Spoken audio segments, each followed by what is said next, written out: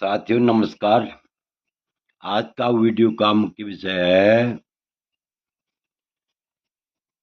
कि आपकी कुंडली में कौन से ग्रह सरकारी नौकरी के योग बनाते हैं।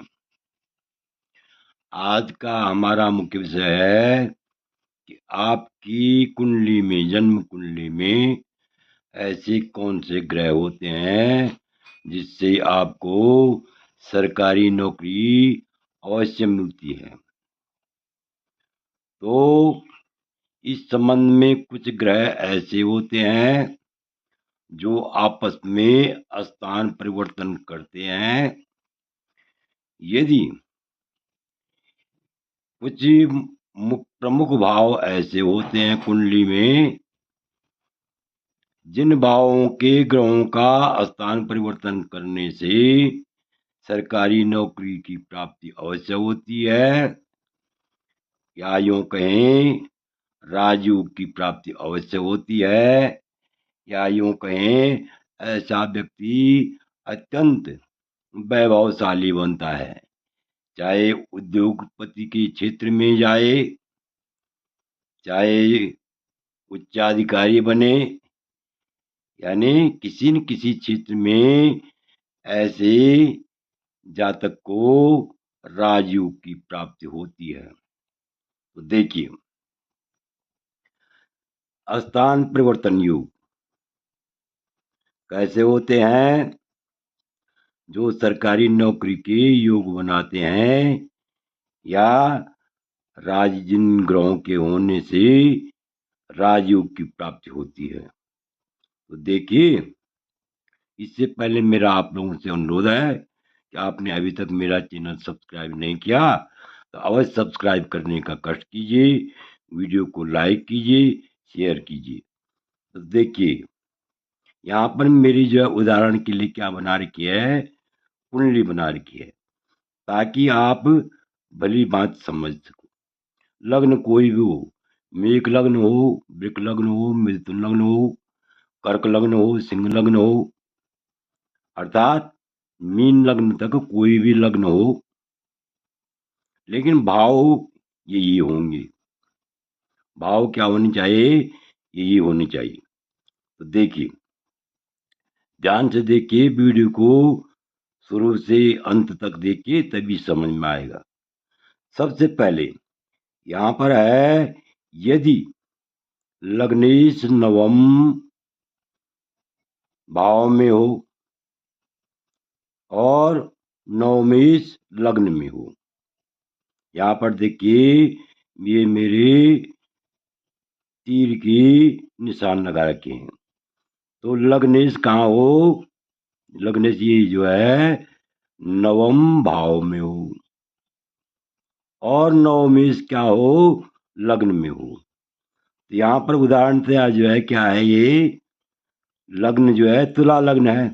तो तुला लग्न का स्वामी नवम स्थान में है शुक्र, और यहाँ पर 3 अंक है, अर्थात बुध, यानी यहाँ पर जो है बुध का स्वामी जो है, नवम भाव का स्वामी यहाँ पर लग्न में बुध बैठा हुआ है।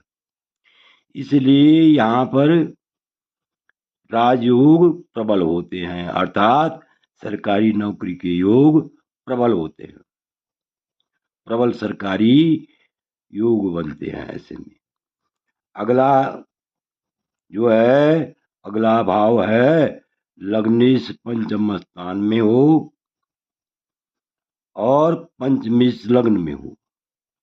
लग्नेश यहाँ पर देखिए, यानी तुला लग्न है, तुला लग्न का स्वामी कौन हुआ, शुक्र यहाँ पंचम स्थान में बैठा हुआ है, और पंचम स्थान का स्वामी शनि जो है यहाँ लग्न में बैठा हुआ है। तो इसलिए ऐसे योग वाला जातक भी जो है सरकारी नौकरी का हकदार होता है। ऐसे जातक को भी सरकारी नौकरी की प्राप्ति होती है। अगला देखिए, चतुर्थेश लाभ में हो और लाभेश चतुर्थ में हो। यहाँ पर ये चतुर्थेश है, चतुर्थेश जो है कहाँ गया, लाभ में हो, लाभ स्थान में। ग्रह कोई भी हो, चतुर्थेश जो है लाभ स्थान में हो और लाभेश जो है चतुर्थ स्थान में हो। ऐसे में भी जो है सरकारी नौकरी के प्रबल योग होते हैं, अर्थात बलवान योग होते हैं, अवश्य ही सरकारी नौकरी की प्राप्ति होती है। अगला देखिए, पंचमेश नवम में हो और नवमेश पंचम में हो। यहाँ पर देखिए पंचमेश जो है नवम में, और नवम स्थान का स्वामी कहाँ हो, पंचम में हो। यहाँ पर पंचमेश जो है शनि है, ये नवम में बैठा हुआ है, और नवमेश बुध जो है पंचम में बैठा हुआ हो। ऐसे में भी जो है सरकारी नौकरी की प्रबल अवसर मिलते हैं, बलवान योग होते हैं, इसमें कोई संदेह नहीं है।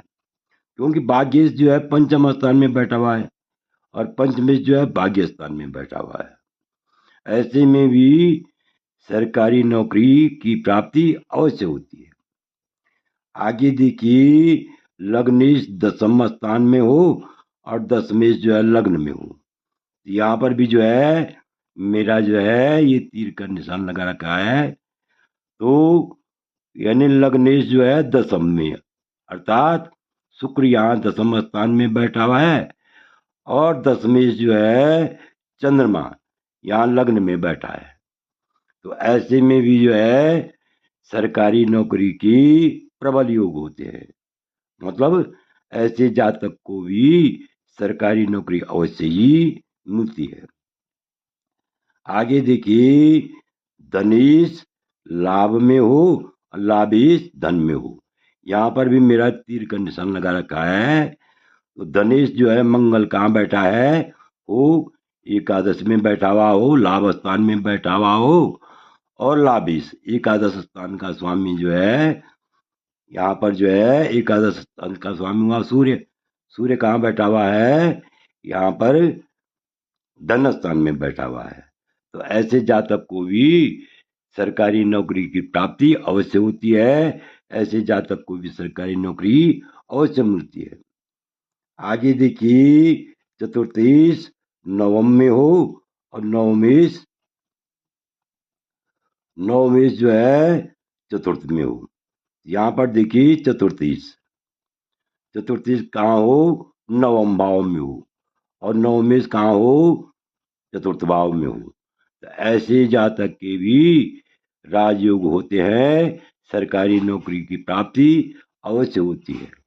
या कोई जरूरी नहीं, यदि वह नौकरी करना नहीं चाहता है तो ऐसा व्यक्ति अत्यंत पराक्रमी होता है, धनवान होता है, भाग्यवान होता है, और बहुत बड़ा उद्योगपति होता है, बहुत बड़ा नेता होता है, इसमें कोई संदेह नहीं है। तो आशा है आप इस वीडियो को भली बात समझ गए होंगे। आपसे अनुरोध है कि आपने जो है अभी तक मेरा चैनल सब्सक्राइब नहीं किया तो अवश्य सब्सक्राइब करने का कष्ट कीजिए, वीडियो को लाइक कीजिए, शेयर कीजिए।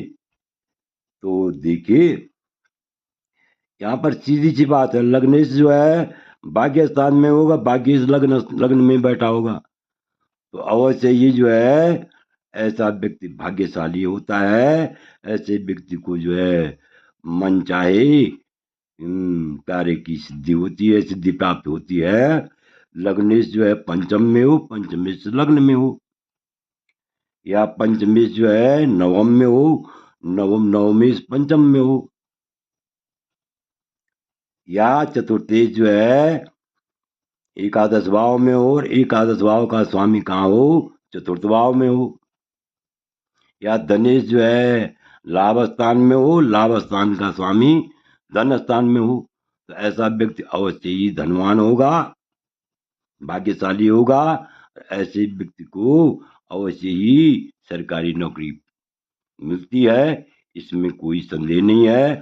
आप भी अपनी कुंडली में देख सकते हैं यदि आपके योग भी इन योगों में से कोई आपकी कुंडली में इन योगों में से कोई भी योग बन रहा हो तो ऐसे में आपको अवश्य ही सरकारी नौकरी की प्राप्ति होगी, आपका भाग्योदय होगा, इसमें कोई संदेह नहीं है। वीडियो देखने के लिए पुनः धन्यवाद।